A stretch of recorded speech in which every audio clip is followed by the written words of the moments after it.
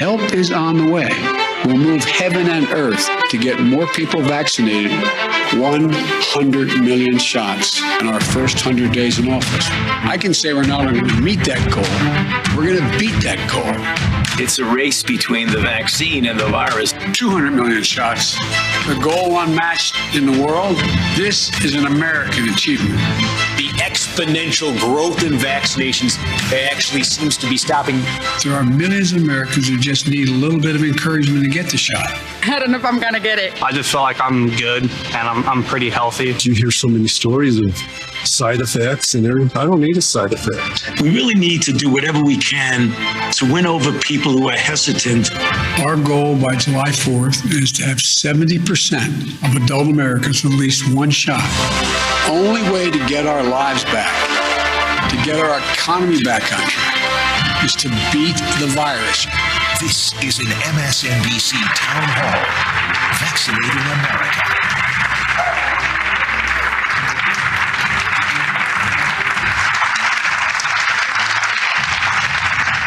Good evening and welcome to Vaccinating America, an MSNBC Town Hall. I'm Lawrence O'Donnell. I'm joined tonight by my colleague Vanessa from Telemundo. Gracias, Lauren.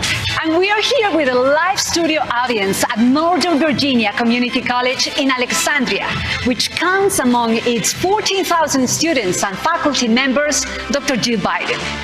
President Biden says beating the coronavirus is the only way to fully reopen the economy and get our lives back. The vaccine has been available for months now, and as of tonight, more than 150 million people in America have received at least one shot. That's right, but some people still have concern about getting the vaccine for themselves or their children. Our audience in the theater with us tonight will be able to put their questions directly to three members of the Biden health team: Dr. Anthony Fauci, Chief Medical Advisor to the President, U.S. Surgeon General Biddick Murthy, and Health and Human Services Secretary Xavier Becerra. And later in the hour, we will be joined by one of the heroes of the pandemic, Dr. Kizzmekia Corbett, an immunologist at the National Institute of Health, who helped create the Maderna Vaccine. Job one for the Biden administration is to get life-saving vaccines into the arms of as many people as possible to stop the raging coronavirus that has killed 580,000 people in this country as of tonight. I spoke with President Biden about this earlier today at the White House. And full disclosure, I worked in the United States Senate with Senator Joe Biden in the 1990s when I served on the staff of New York Democratic Senator Daniel Patrick Moynihan. Mr. President, you met and exceeded your first 100 days goal of 100 shots in arms. I've got two of them in here. Thank you for that, Maderna. Thank you for executing that delivery. What about the next 100 days? Is vaccination still your number one priority in the next 100 days? Yes, but if there's close seconds, but you're going to be able to announce in a couple of days, we have another 50 million that have been put in arms. So it'll be 250 million. And one of the things that I focused on when I got elected, I said I had two overwhelming needs. One, to get the American public vaccinated. And we had to go out and get an awful lot of vaccinators as well as vaccine to get 600 million doses of it. We got that, a lot of it done. And to get people back to work. Because, you know, we lost millions of jobs, 22 million, I think it was 22 million jobs. And they're directly related to the vaccine, not to COVID-19. So what I'm continuing to do is making sure we get people back to work and change the circumstance where we get to the far point where we have at least 70% of the American public vaccinated. And my goal is by July the 4th. And I think we can do that. We're close to 59% getting one shot. So I think we're getting very close. You're coming up against something we've never seen before in any vaccination program or any public health program, which is a partisan resistance to vaccination. This is in addition to other hesitancies that other populations have, but there is a partisan resistance. And that is among people many of whom fail what is a basic mental competency test. Who is the president of the United States? They actually get that question wrong. How are you going to convince them to get the vaccine? They're showing up. All this stuff about vaccine hesitancy, the truth of the matter is more and more and more people are getting the vaccine. And so I've never believed that there would be a large percentage of Americans who wouldn't get the vaccine. What's the best way? You know, you used to do local politics 100 years ago. What happens? When your neighbor gets a vaccine, your next door neighbor gets it, you say, well, maybe I should get it. And no matter what your position was, when you see people in a position where you can easily get the vaccine, you don't have to go way out of your way. That's why you see I was on doing some meetings with folks who are providing, for example, and the governor of Maine, Republican, is saying, if you want to get a free hunting license, come get a vaccine. Well, people are showing up. And people are showing up across the board. So the idea, I've never believed that at the end of the day, there would be any large percentage of Americans who would not get the vaccine. I have a question from my Telemundo colleague, Vanessa, who wonders, what do you say to people who worry that their immigration status is a reason not to get the vaccine? Well, I say they shouldn't worry. They should get the vaccine. They should get the vaccine. And there won't be any interactions with government that occur because they get the vaccine. What I have said is that it's one thing for people who are in country here to have, if they show up for a doctor's appointment, they show up to drop their child off to school, et cetera. We should lay off those people. That's why I introduced a comprehensive immigration bill. There's 11 million undocumented people in the United States, the vast majority of whom overstayed their visas. We should move about getting that taken care of, making sure there's a pathway to earn citizenship and get underway. They should not be in a position where if they're trying to save their lives or their health, and if they do what needed to be done to make people around them safe as well, they shouldn't be penalized for that. You just had a meeting with the Big Four, Speaker of the House, Minority Leader of the House, Majority Leader of the Senate, Minority Leader of the Senate. And it had that external signal, which is always a good sign, which is that it went into overtime. It went much longer than people outside the room were expecting. Kevin McCarthy said it was a productive meeting. Mitch McConnell said it was a productive meeting. But they do seem to be drawing a red line, as Mitch McConnell called it, on any taxes to pay for an infrastructure bill, and you have some serious tax increases in your infrastructure bill. Well, look,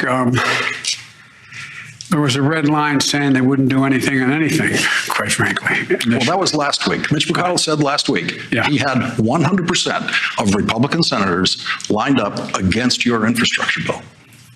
I understand that. But I think we can have a deal.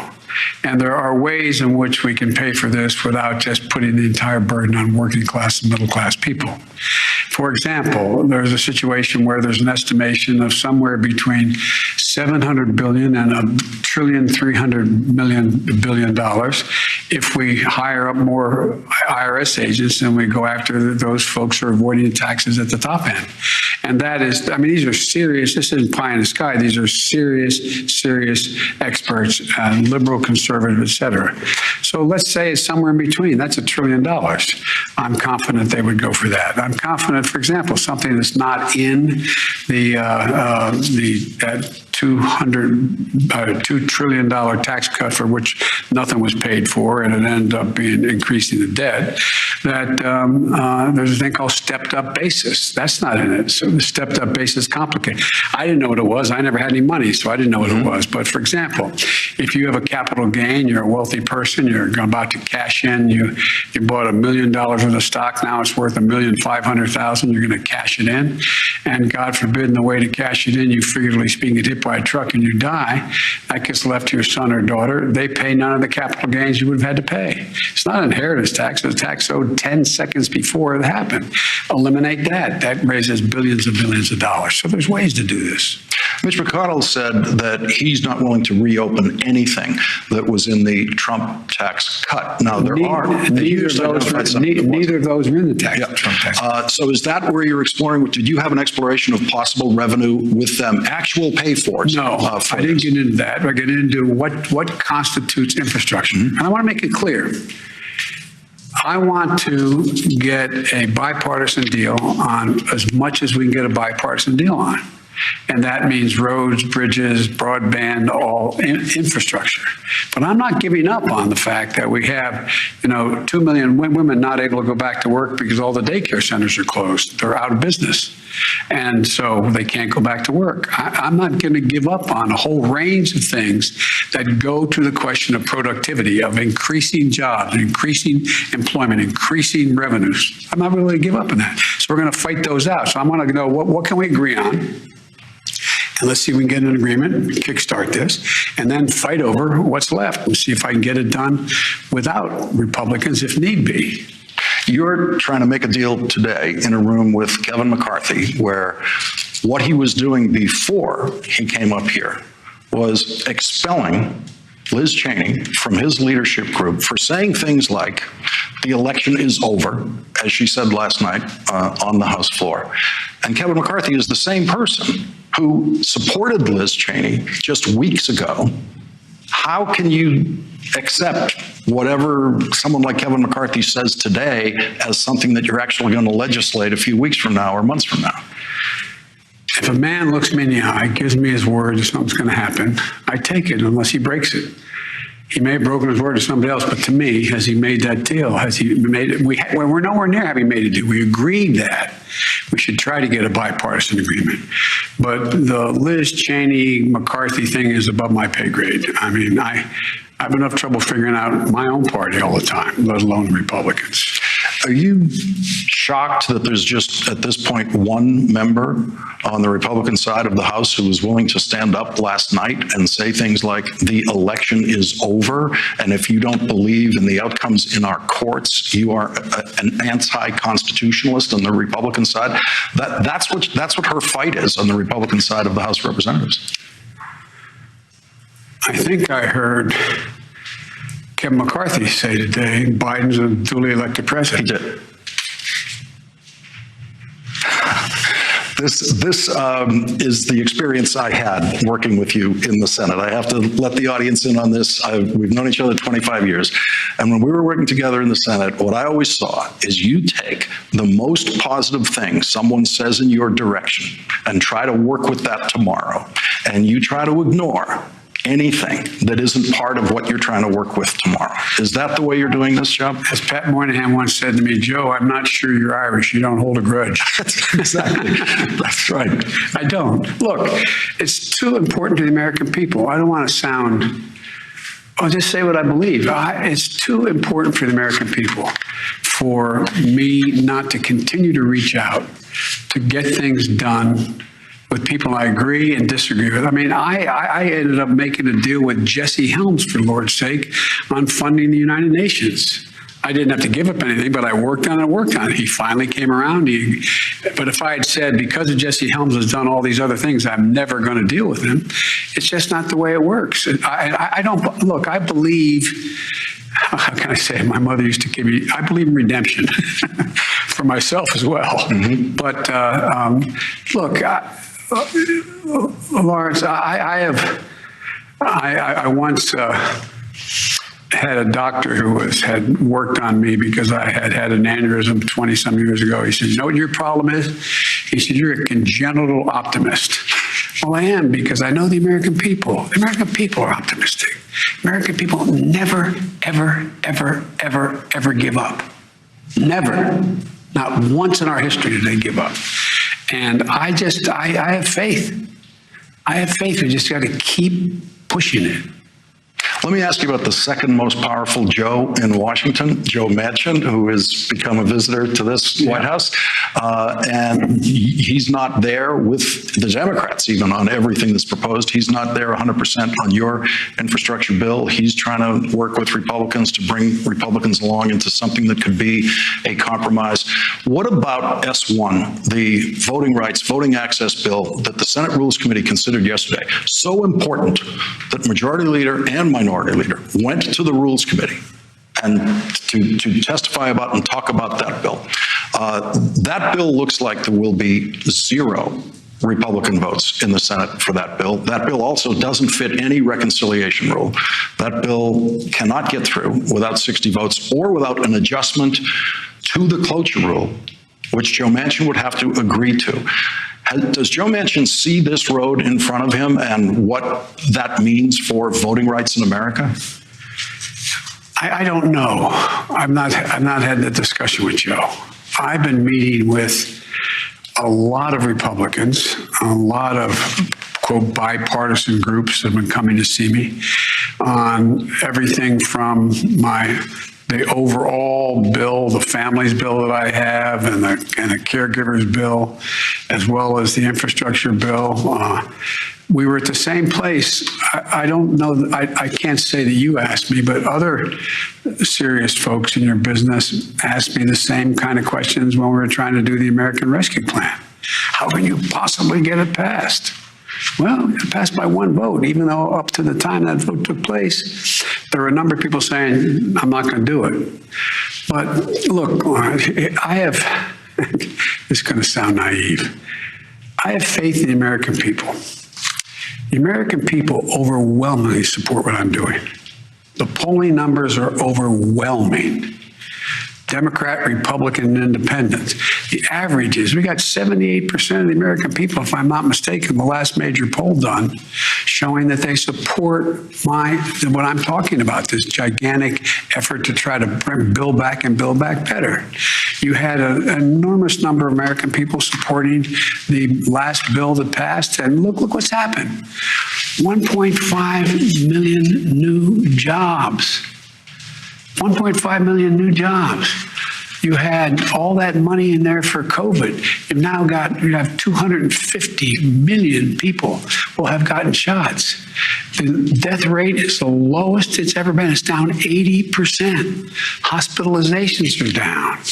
And so I just think what I have to do is just keep moving forward. Just keep moving forward. And the more we move, the more I demonstrate what we've done is working and is right, the more likelihood I'll have to get it. Look, for example, we used to be, back in the old days when I first got to the Senate, we used to invest in research and development, the things of the future. We invested more money than a higher percentage of GDP than any nation in the world. And China was number, I think, 9 or something. We're now number 8. China's number 1. What do you think is going to happen if we stand still, for God's sake? What do you think is going to happen if more corporate America doesn't invest in research and development instead of buying back their own stock? So I think this is a matter, it's a bit of as my grandfather Finnegan might say, this is a bit of an epiphany that's going on here, where people are beginning to look and say, whoa. And I've met with either on the almost all on the telephone and or on Skype with I think now 40 some world leaders. They want to know, is America really back? Are we really back in the game? Are we going to engage? And so I just think, I know this sounds, well, I know what it sounds like. But it's never, ever been a good bet against America. That's never occurred. It's never been a good bet to bet against the American people. And I'm betting they're going to come around. just have one more question for you, and that is, you're 113 days into the presidency. This is the top of the mountain. You were climbing this career mountain for many, many years. You're the most prepared president in history with 36 years in the Senate, 8 years as vice president. The one thing you don't have on this 113th day in the presidency is your son Beau's advice. And I'm just wondering what you would say if Beau called you today and said, "Hey, Pop, how's it going?" I say, Beau, remember what you say to me every single time they talk about a political issue. He'd say, Dad, look at me. I give him my word. He'd say, Dad, look at me. Remember, home base. Home base. Be who you are. The one thing that I'd hope that he would say is, Dad, you're home base. You're sticking to it. Some things are worth losing over, old buddy. I haven't done this long to die now to do things that I don't believe. Mr. President, thank you very much for your time today. We really appreciate it. You always catch me off guard with Beau. God love him. He should be sitting in this chair. Anyway, thank you. Thank you, thank you, thank you. Thank you very much, Mr. President. The day Joe Biden took office, only 22 million doses of the vaccine have been administered. Tonight, that number is more than 263 million doses. 58% of adults have received one dose, and President Biden has set a goal of getting that to 70% by July 4th. We're joined tonight by members of the Biden coronavirus team who are working to get us there. The Chief Medical Advisor to the President, Dr. Anthony Fauci, the Director of the National Institute of Allergy and Infectious Diseases, United States Sergent General, Dr. Biddick Murthy, and Health and Human Services Secretary, El Señor Xavier Becerra. Welcome. Secretary Becerra, let me just start off with a follow-up on what was Vanessa's question to the President about immigration status and the vaccine in this country. Can anyone get this vaccine in this country without regard to immigration status? Lawrence, I think the President has said it, and in fact, the previous President said it. Everyone should get vaccinated. Everyone means anyone.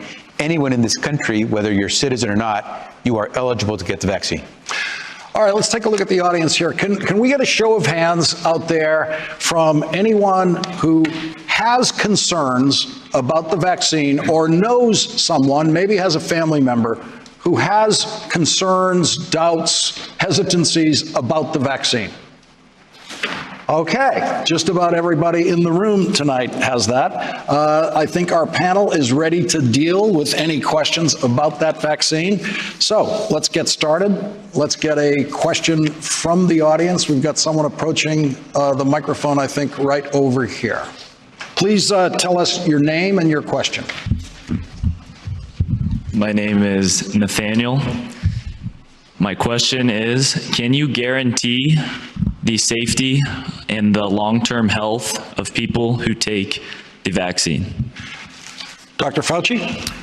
You know, whenever you have an intervention, there's never a 100% guarantee, but I can tell you that the overwhelming evidence of data that we have now indicates that the vaccines, as we all know, are highly effective and really very, very safe. The chance of having a serious adverse event is minusculely small. So although there's no guarantee, there's a lot of confidence that it's safe. All right, let's take another from this side of the theater. Hello, my name is Carlos, and in January I contracted COVID. A week later, I got the monoclonal antibody therapy, and 4 days after that, I tested negative. Number one, is there any advantage to someone who's already gone through COVID and getting the vaccination? And second, are there any pre-existing conditions that can have an adverse effect as a result of getting any of the vaccinations? Dr. Murthy, do you want to take that? Sure. So Carlos, first, thank you for your question. And I'm sorry to hear that you had COVID. I'm so glad that you've made it through. And it sounds like you're doing much better now. You're asking a great question. And it turns out, even if you've had COVID, it's still important that you get vaccinated. And the reason is because your body will build up an immune response from having COVID. But what we've learned is that the immune response, the protection that you get from the vaccine, is actually even stronger and more robust than what you get from being naturally infected. So that's why we're recommending that people get vaccinated, even if they've been sick before. And finally, to your question about other conditions like diabetes or high blood pressure, or other conditions that people may have, you were wondering, could that in any way lead to more side effects with the vaccine? In fact, I would say it's the opposite. People who have other medical conditions are at greater risk of having bad outcomes with COVID, of being hospitalized or potentially dying from COVID. So it's even more important that they get vaccinated. And the fact that so many have is why we're seeing the number of cases, hospitalizations, and deaths drop in our country. Many people want to know also, how long would that immunity last? Well, we don't know, but we know it's at least several months. Likely considerably longer than that. And that's the reason why we're following large numbers of people to see what the level of the protection. It will stay like this, and it would likely start to come down over a period of time, which may be the reason why it is not surprising if we would need a booster at some time in the future. Can I ask a question I've been getting from parents of small children down toward the age of 12? Will they get the same dose that an adult, a 200-pound, 6-foot adult would get? The 12 to 15-year-olds will. When you get from 12 down, we do a dose de-escalation and an age de-escalation. So we go from 12 years to 9, 9 to 6, 6 to 2, and then 6 months to 2 years.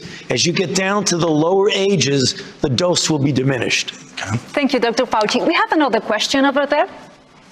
Hi, my name is Karina. I have 3 children between the ages of 10 and 15. And ideally, we would like to get them vaccinated, but we'd prefer if it was FDA approved. So my question is, do you know the timeline for FDA approval for children? Since it was authorized later than for adults, will FDA approval happen at the same time for adults and children, or later for children? Who would like to respond? Well, the 12 to 15, we're there. So right now, the recommendation of the ACP that was just recently done is that children at that age can get vaccinated. The approval for the younger will depend on the clinical trials that we're doing right now. So as soon as the trials are finished, what the companies will do will be submit to the FDA to try and extend the approval the same way that we just did with the 12 to 15-year-olds. But for your children who are 12 or older, you don't have to wait now. Now you can go ahead and get those children vaccinated. Doctor. And Karina, I as a parent, I also relate to you. I've got 2 kids as well. They're not as old as your kids. They're 3 and 4, so I've got to wait for a vaccine to be available to them. But and I can understand why you'd want to consider, the full approval. But here's one thing I would say about one reason why I would encourage parents who've got kids who are 12 and up to go ahead and get vaccinated now, especially now that the FDA and the CDC have weighed in and said this is something kids should get. It's because we now have really good data that's telling us that these vaccines work in kids to protect them, and the rate of adverse effects is extraordinarily low. In fact, the most common side effects that the children were experiencing were temporary muscle aches, fatigue, and fever that lasted a couple of days and then went away. What they were left with was protection. The other thing I just want to emphasize is that we hear a lot that the risk of COVID in kids in terms of bad outcomes is low, right? And that's true. The kids do much better than older folks do. But if we look at our experience, we've had a lot of kids who've gotten sick. We've had 13,000 kids who've been hospitalized in the age 12 to 17 age range. We've had 127 who have died. This is not a benign thing. It's not harmless in children either. So when we compare the risks and the benefits, the risks are really, really low. The benefits are really, really high. And this vaccine, it turns out, is a way that our kids can get back to seeing their grandparents, celebrating birthdays with friends, having sleepovers, dinners, and other things with their friends, and ultimately getting back to their way of life. Dr. Fauci, could you explain the difference between the emergency use approval of a vaccine and the final use approval of that vaccine? Because I've been hearing some hesitancy based on what is a perceived distinction in that, and I'm not sure what the distinction is. Well, there is a distinction, but it's really very nuanced, and that is the emergency use authorization looks both at the efficacy and the safety. And the safety is a pretty good gauge because you will not get an emergency use authorization until you wait 60 days following the time when half of the people in the trial have gotten their last dose.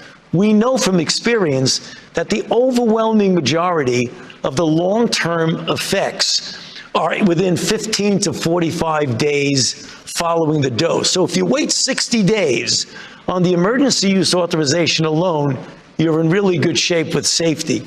The BLA, or the biological license application, or the full approval, usually waits several more months just to make sure, extra sure, with regard to the safety. But we feel very comfortable now about the safety of those vaccines that have received emergency use authorization. So it really is a matter of waiting a few more months to really nail it down. But we shouldn't hesitate, because I know there are people in the audience, I'm sure, that are saying just that. Why don't I wait till it's fully approved? The safety and the efficacy now is very, very firm, which is the reason why all of us strongly recommend that if you're within the age group that can be vaccinated, that you get vaccinated. It's safe and it's highly effective. Some members of our audience have been attending this virtually tonight. We're going to take a question from one of those virtual audience members attending. Dr. Rodriguez in Florida, go ahead. Hi, I'm Dr. Norma Liz Rodriguez. I'm a pediatric emergency physician at Johns Hopkins All Children's at St. Petersburg, Florida. Over the last months, I've seen an increase in the number of COVID-positive teenagers with severe respiratory symptoms requiring ICU admission, which is something I hadn't seen before. I'm hopeful that increasing vaccine accessibility to this population will improve this. But as one of the only primary Spanish-speaking physicians in my group, my biggest concern is vaccine accessibility amongst non-primary English speakers. What are we doing to improve vaccine accessibility and the vaccine appointment process for non-primary English speakers, many of whom already struggle to navigate our complex medical system? I can try to tackle that one. Dr. Rodriguez, one of the first things I'd say is, can you give us your phone number and your contact so we can work with you to make sure we reach out to that population? I would love that. Secondly, what I can tell you is that President Biden has essentially instructed all of us to make sure we go to where you are, where the people who need to be vaccinated are, not wait for you to come to us. Because we know that at this stage, some of those folks are just having a hard time getting to us. They may work long hours. They may have responsibilities at work and at home that make it very difficult. And they can't figure out how to navigate the system. They may not speak English very well. All of those things, we're not going to wait. Later this week, I'm going to be going to a site. It's a small site in the Central Valley of California, where it's mostly agricultural families. And we're going to reach out to them because we know many of them would love to get vaccinated. They just haven't had the opportunity to go to the site. So we're going to go to you. And before this town hall is over, we need to make sure we get your number so we can have you help us get to those people who trust you. They may not know us, but they trust you. Definitely. Thank you, Secretary Becerra. Precisely 1 in 5 essential workers are afraid to get the vaccine because they are concerned about the side effects and missing a day at work. What would you say to them? Well, I will say to you that President Biden has already asked a lot of these employers to give some of their workers a day off so they can actually go get vaccinated. And if they can't take the day off, then, as I said, we're going to go to them. We want to know where you are. Tell us. We are now setting up mobile clinics to do vaccination, so we'll go to you. We're doing what are called pop-up vaccination sites, where on any given day, if we got a pastor who says, hey, my church is available, I'm going to have my parishioners coming in. Let's do something. We'll do it. Farmer, there was in the news reported that a farmer said, I can get a whole bunch of my community folks to come on in, and he was able to vaccinate several hundred people just by setting up a site around his farm. We're going to go where you are because we know at this stage it's up to us to help you. You're not paying a cent, and so help us find you because we want to get you vaccinated. Thank you very much. We have another question from the audience. Hi, good evening. I'm Melissa. I'm interested in knowing more about the concept of herd immunity and this idea that the vaccine not only protects me, but also others.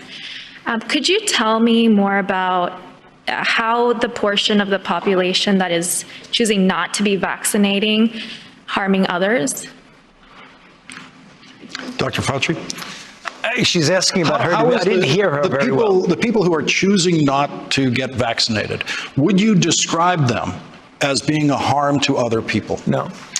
No, Melissa, we don't ever want to accuse people or make them feel guilty. We want to embrace them and try and convince them, if they're recalcitrant and don't want to get vaccinated, try and find out what the reason for that is.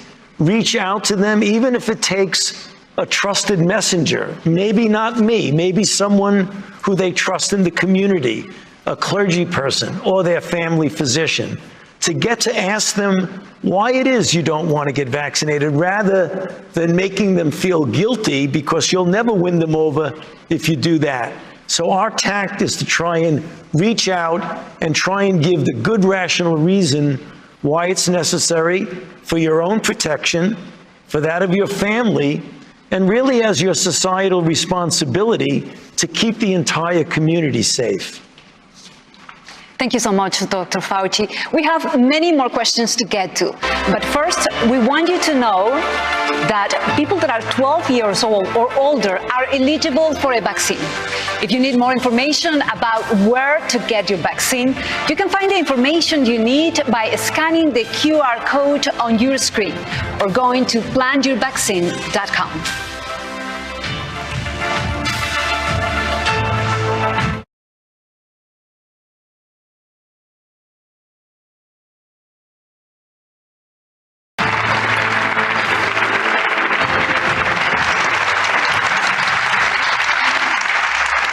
And welcome back to Vaccinating America and MSNBC Town Hall. Dr. Anthony Fauci, Dr. Biddick Murthy, and Health and Human Services Secretary Xavier Becerra are answering audience questions about vaccination. We have many more questions, but before, Dr. Fauci, we'd like to retake that question about herd immunity, because many people are concerned that we are never going to get there here in the United States. Yeah, Melissa, you asked that question about herd immunity. Let me explain. The concept of herd immunity is when you get enough people who are vaccinated plus people who've been infected, recovered, and have immunity. When you add them together, if you get enough people to have a blanket of protection over the community, that's called herd immunity. The herd immunity threshold is what that number is, what that percentage is. We don't know yet what that is for COVID-19. We know what it is for measles because we have decades of experience with measles. So it isn't that we're not going to reach it, but we don't know what that exact number is. So when you don't know what the number is, the thing we do is say, get as many people vaccinated as quickly as you possibly can, and whatever that number is, sooner or later you're going to reach it. So that's the reason why we say just go and get vaccinated, and don't worry about this number that we're really not quite sure what it is yet. That's the answer to your question. Thank you. And we have another question there. Hi, good evening, everyone. Hi, Dr. Fauci. I'm a big fan. My question is, what research is available about the side effects of the vaccine on pregnant women and their unborn children? Did you hear that, Dr. Fauci? Tell us your name. Oh, sorry, I forgot. My name is Nisreen. Nisreen. Yes. Okay, well, Nisreen, thanks for that question. And you know, my kids are small, and it wasn't that long ago that my wife was pregnant. And I remember at the time that I was so preoccupied with her health and the health of our child. And so I think it's good to ask these questions because we want pregnant women to be safe. We want their kids to be safe. And I think the good news that we have with the vaccine is that at this point, we have a large number of people in America who are pregnant who have received the vaccine, and it's continued to have a very strong safety profile. The CDC has been tracking this data, and in fact, they release periodic reports on what they're finding. And most recently, their report, when they looked at people who received the vaccine in their third trimester, was that both the moms did well and the babies did well, and they're continuing to look at more and more data. But keep in mind that the first wave of people who got this vaccine were healthcare workers, nurses and doctors and others, health professionals, and many of them were pregnant, and they chose to receive it because they knew one final thing here, which is that the risk of getting COVID if you're pregnant is serious, because then people who are pregnant, women have worse outcomes, and the babies actually have adverse outcomes when COVID hits. And that's why we want to protect pregnant women against COVID at all costs. That's why it's such good news that the benefits of this vaccine are high and the risks very low in women who are pregnant. We have another question from this side. Hi there, I'm Bailey. My question is, what would you say to someone who is on the fence about getting the vaccine, despite so many being vaccinated and we still have to wear masks and social distance? So, Dr. Fauci, that brings up the question of, once you do have this vaccine and you're 2 weeks after your second shot, where and why should you still be wearing masks, and for how long? Well, the CDC has come out with guidance and will continue in real time to update those guidance, not only related to the number of people to get vaccinated, but what the level of infection in the community is. So I'm vaccinated, but if I'm in an area where there is a lot of infection, I still could get infected. It's very unlikely that I'm going to get seriously ill, but I still could get infected. And if I do, I have virus in my nasopharynx, I could inadvertently and innocently spread it to someone else. That's one of the reasons why. As the level of community infection gets lower and lower, that likelihood comes less and less. And that's what the CDC means when they say, as we get lower and lower, we're going to pull back on the restrictions. Right now, you don't need to wear a mask if you're together in a family or with friends with other vaccinated people. Certainly, you don't need to. When you go outside, almost any circumstance, you don't need to wear a mask, except if you're in a very, very crowded place. So we need to get vaccinated. And the more people that get vaccinated, interestingly, the closer and closer we'll get to a pulling back on all of those restrictions, because we all want to be in a situation where we don't have to wear a mask at all, indoor, outdoor. And we will get there if we get enough people vaccinated. Let's just double underline before we leave that. The best news that you just said, clarity in that, is that when you're outside, if you're vaccinated, you don't need a mask at all outside. Does that have anything to do with my proximity to another person outside who might not be vaccinated? No. So a vaccinated person outside, even in close proximity to unvaccinated people, does not need a mask. Right. The only time you need a mask if you're vaccinated is if you're going to a very, very concentrated area where people are literally walking all over each other. Okay. We have another question from the audience. Good evening. My name is Matthew. My question is, how do we know the vaccine is safe and who to trust? That goes back to the testing process of how you develop a vaccine. Dr. Murthy, this is a basic question that has kept coming up. Not everyone can read every detailed article that appears in the New York Times, and certainly not scientific journals. What do you tell us about that? Well, Matthew, first of all, it's the right question. You should know that what you're taking and what into your body is safe and effective. And the good news is that we've got a lot of information about the safety of this vaccine. Number one, the technology, the foundation for these vaccines is not new. I know there's some headlines in the news that say these are brand new technologies that we're experimenting with. We've been spending decades building and developing this technology. That's number one. So we understand the technology. But number two, the trials that were done before the vaccine was made available to the public, they involved tens of thousands of people who were followed for months. And what we found in those trials is that they were really effective at preventing infection, and they came at a very, very low side effect rate. But even if you don't believe those trials, we have real world data. We have more than 150 million people, Matthew, who have received at least one shot of the vaccine in America and millions more around the world. And rigorously tracking them, you know what we found? We found again that the vaccines are remarkably safe at reducing hospitalizations and deaths and infections.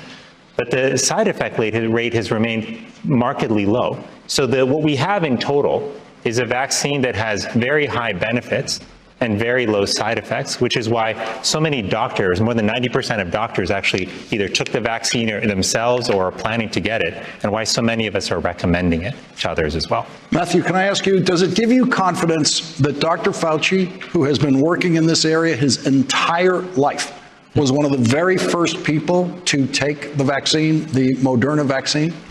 In a way it does. I just still have hesitancies. Mm-hmm. Okay. Lawrence, can I try one Please, one go other ahead. way? Let me ask you this.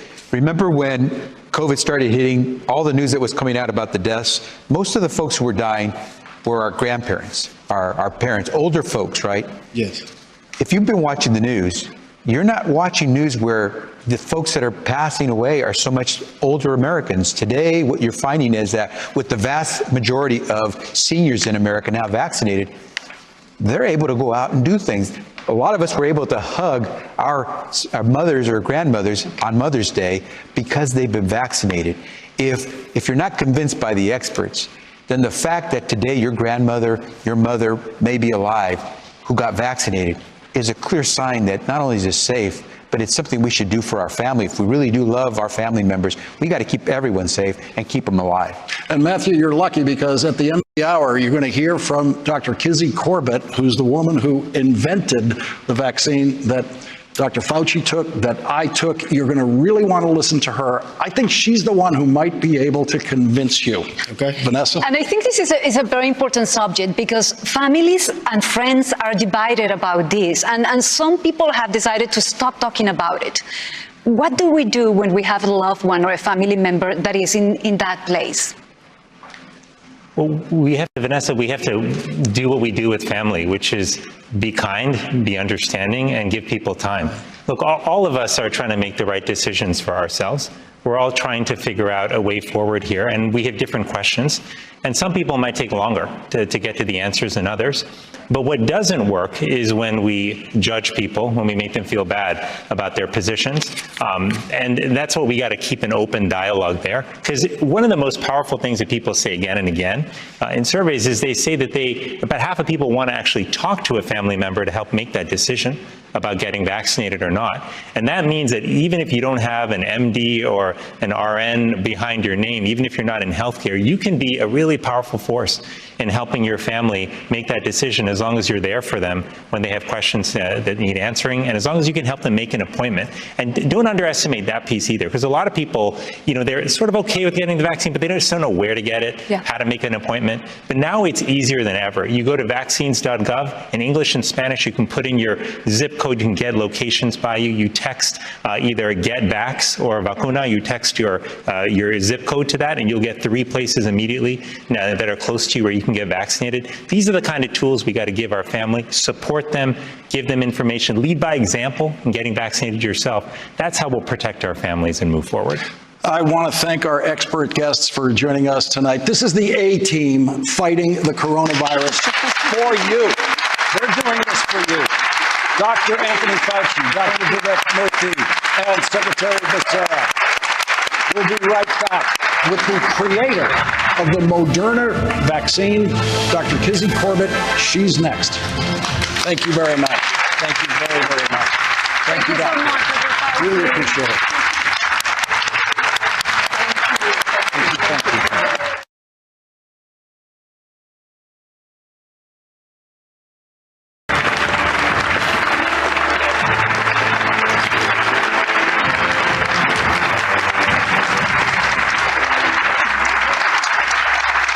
Welcome back to Vaccinating America, an MSNBC town hall. If, like me, you got the Maderna vaccine, you have our next guest to thank. Dr. Kizzmekia Corbett and her team at the National Institutes of Health spent years working on a vaccine for coronaviruses before COVID-19 hit. So Kizzy Corbett was ready when the sequencing of COVID-19 was revealed on a Friday in January of last year. When we got those sequences, because we knew how to make that protein as a very good vaccine, we did that really quickly over the weekend. And by the 13th... Over the weekend. Over the weekend. You know something about working on weekends, right? Not like that. And joining us now is Dr. Kizzy Corbett. She is the scientific lead for the coronavirus vaccine team at the National Institutes of Health. We want to let our audience know that as we approach the 11 o'clock hour, that the 11th hour with Brian Williams will be coming up shortly. We're just going to trespass on his time a bit to hear from Dr. Kizzy Corbett. And Dr. Corbett, the very strangest thing in what I heard you just say was over the weekend. Over the weekend. I can't think of a single important thing I did over a weekend except maybe study for exams in high school and college. The sequencing of the vaccine gets determined in January. You go to work, a sequence of the virus gets determined in January, on a Friday afternoon, I think. And you just start working through the weekend. By the end of the weekend, you have your idea for what's going to work as a vaccine? Absolutely. You know why that is? No, I don't. No one knows why that is. It's because we went into that weekend very prepared. We'd worked on coronavirus vaccines for the previous 6 years, and we knew exactly what to do.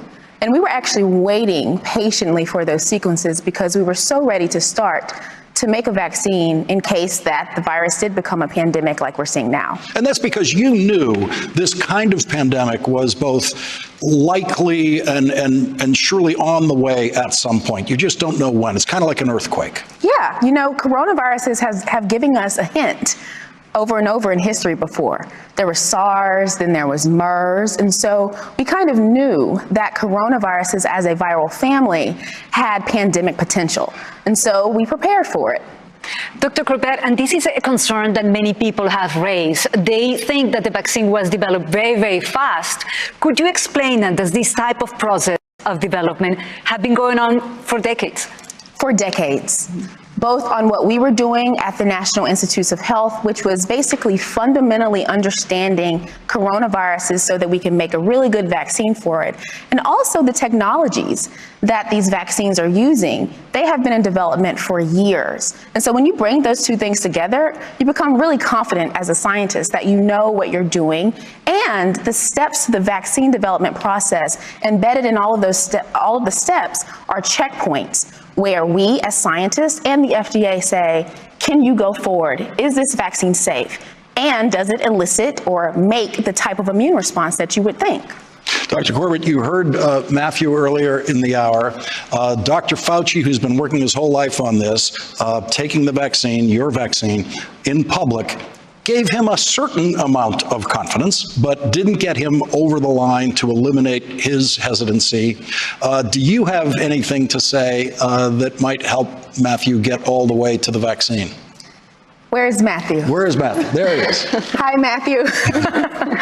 You know, I get it. I completely understand. From where I sit, I think I've realized that through this moment, I sit in a place of privilege where I have information on a day-to-day basis about these vaccines that the general person does not. But the one thing that reassures me constantly is seeing over time more and more people getting these vaccines. The data are so clear and crisp in that they are safe and that they are effective. And also, I would beg of you to not just take my word for it or Dr. Fauci's word for it, but ask people around you how they felt after getting the vaccine, and moreover, how they feel in their confidence around just entering the world again after being vaccinated. And hopefully that helps. Dr. Corbett, you have talked about the importance of not just saying the things to people, but also listening and meet them where they are. Why is that so important? Because, you know, a lot of what is termed vaccine hesitancy, which I like to call vaccine inquisitiveness, comes from populations of people who just haven't been listened to before.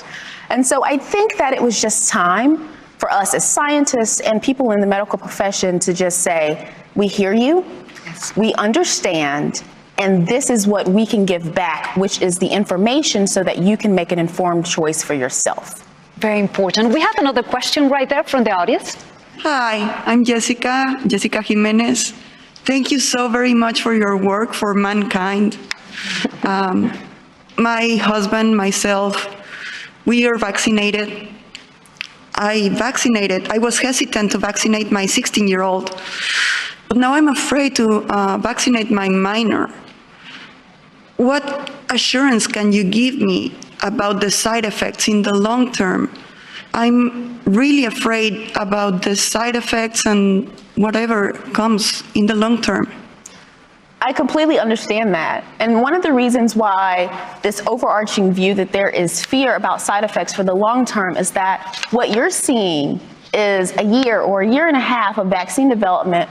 But remembering, as was said before, these vaccines have been, or the technologies have been in people long before even COVID-19 became a thing. Secondly, as Dr. Fauci said, generally speaking, about 95% of the time, any adverse events from a vaccine would happen within that first 2 months, noting that we are over a year from the time that the first person was vaccinated with the Maderna vaccine. And so any safety indications would be showing up over this time, and that with that, you can trust the system. And so as more and more data come out, just look at that data and say, okay, now it's the time that I can trust what I'm seeing. Jessica, I know your family is here on the audience. Yes. ¿Te sientes mejor con esa respuesta? Do you feel better with that response? It'll take time, I think, to get over the fear about vaccines to minors. But yes, thank you so much. Doctor, I think this is so illustrative of the dimensions of hesitancy. Here's someone who is vaccinated. She is not afraid of the vaccine for herself. She decided this is good for me. She has a concern about a child, a 16-year-old. She feels it's a different medical question and a different risk tolerance, which we all understand. I think we have a zero risk tolerance for our children in any way. And so the hesitancy to vaccine, as we're just seeing, has so many more dimensions than we might think. You know, and I like to flip it. Well, first of all, what that is a mother's love. Yeah. Okay. A mother cares about their child far more than they could ever dream of caring about themselves. And so I can appreciate that. But what I like to say is that the same way that you think about your risk assessment for yourself, I want to protect myself at all costs so I could live for my kids, so that I could escape under this pandemic for my kids. Think about that same thing for your children. These vaccines, as was determined by the FDA just the other day, are proven to be safe and effective in children. And long-term side effects that you might see in children that people might be concerned about have actually not ever happened from vaccines before. Like, people are thinking about fertility or autism and all of these things that just are over and over debunked. And so think about it in that way. You are, in your mother's love in that capacity, protecting your children by giving them this vaccine. I know that you work with many marginalized communities. What is the main challenge with these communities, and how do you overcome it? Just being myself. I am from a marginalized community. And so understanding that, and from where I come and from where I've conquered, essentially, and empathizing with those communities back was very important in those moments, I think. And so for me, it's just about being real and open and transparent, and also making sure that people see the passion that I have for the science that we've done even before the COVID-19, but particularly in this moment, and having that transcend to people so that they can feel a part of it, a part of the movement even. When you were growing up in Hillsborough, North Carolina, what do you imagine, if you were still there, your perception of this vaccine would be if you were just still a kid going to school in Hillsborough, North Carolina? Well, I would imagine, like, my niece, who got a presentation about the vaccine, and I was in it, and she said, "Are you famous?" Yes, yes, she is. As of tonight, she's famous. You know, my heart will always reside in Hillsborough, North Carolina, where I was raised, and I am very happy to represent for Hillsborough in this moment. Well, your contribution is immense. So thank you so much, Dr. Kizzy. We really appreciate it. And Dr. Kizzmekia Corbett, we cannot thank you enough for joining us tonight. Let's hear it. This is a real hero. Thank you very, very, very, very much. And we'd like to thank all of our guests tonight, Dr. Corbett, Dr. Fauci, Dr. Murthy, Secretary Becerra, and we would like to thank our audience for their questions, our hosts here at Northern Virginia Community College, and their viewers watching at home. And thank you to all our viewers on Noticias Telemundo digital platform. And from all of us here at MSNBC, thank you for watching. Thank you. Dr. Corbett.